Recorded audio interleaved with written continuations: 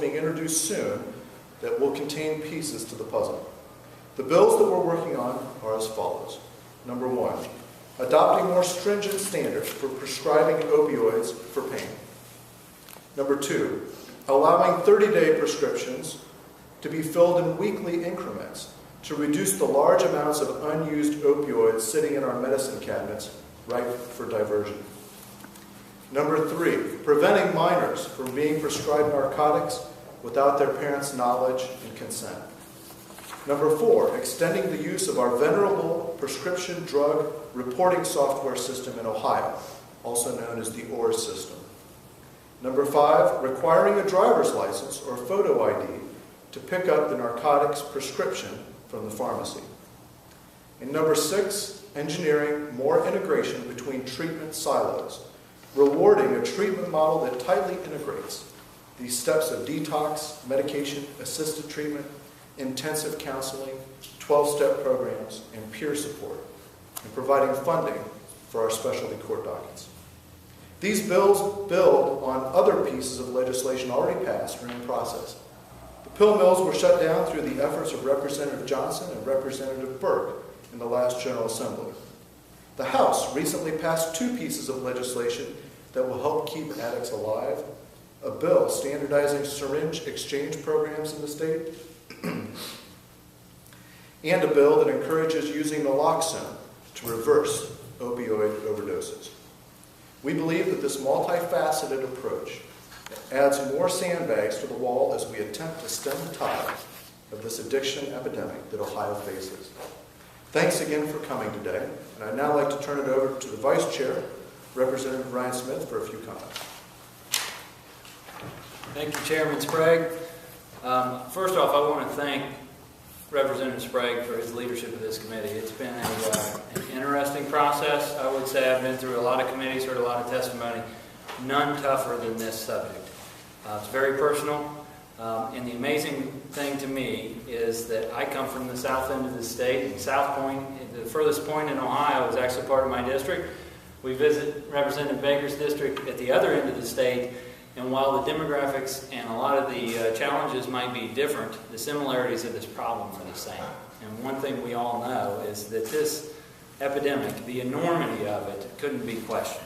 And because of that, the response has to be as equal, if not greater. And we know that there are no silver bullets to solve this problem.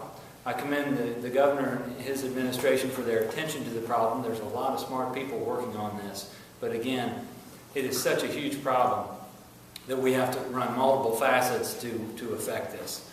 But the personal side of this that I've seen in my district is just tremendous. The societal pressures that this has put on everyone in this country is amazing. And I have people say to me occasionally, is it our place as taxpayers to try and help folks who have maybe put themselves in this position?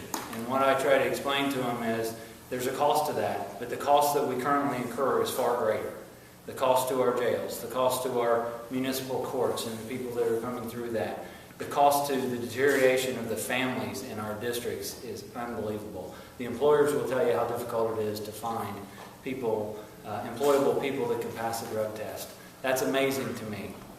But it's also an opportunity for us to make a difference. I think this is the first step in a long effort to make a difference, and I commend again Representative Sprague, our speaker, for giving the problem the attention it deserves, and all the participants in the committee. I think we worked really hard, found out some great information, and I look forward to hopefully making some positive change on this. Thank you. Thank you.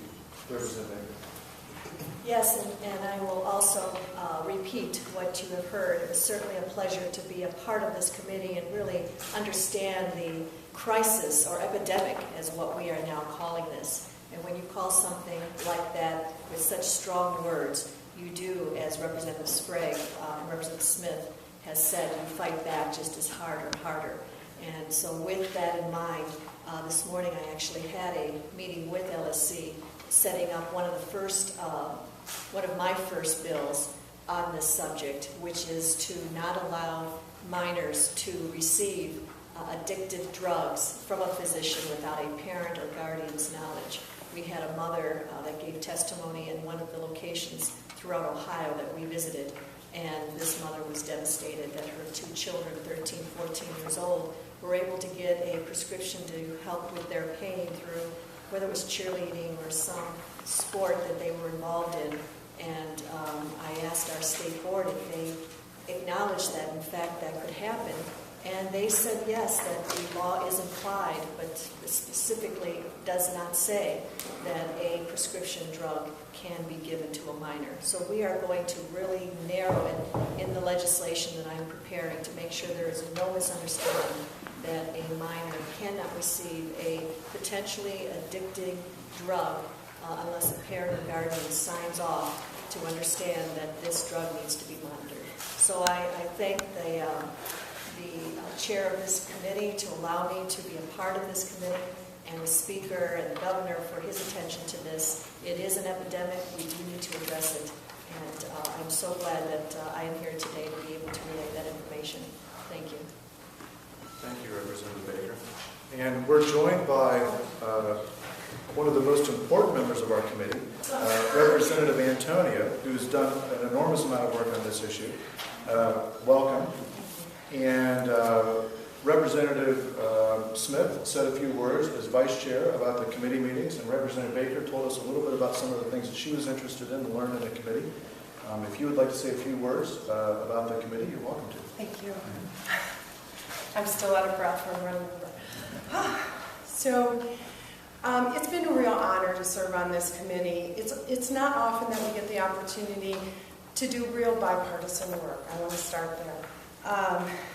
Chairman Sprague has done an amazing job of really providing for us an opportunity to go around the state, and you know, you really don't understand what the situation is for people until you spend time in their community.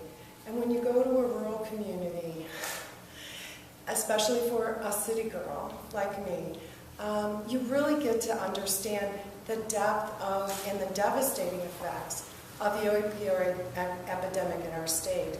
And when you hear stories, as I heard Representative Baker saying when I walked in, about how this is affecting families, our children, our sisters, our brothers, working people who have spent their whole lives taking care of their families, and but for an injury and the beginning use of a pain medication, now find themselves addicted to heroin because it was the least costly way for them to still deal with their pain. That has become a real problem for us in the state of Ohio. As many of you know, I'm from Cuyahoga County, and in Cuyahoga County, we're also seeing the effects. Who would have expected that the number of heroin deaths in 2012 showed a 4-fold increase from over 2007 statistics? Last year, in Cuyahoga County, 161 county residents, more than half of those deaths occurred in suburbs, were attributed to heroin overdose. In 2013, already, during the first half, 93 people in Cuyahoga County have died because of a heroin overdose.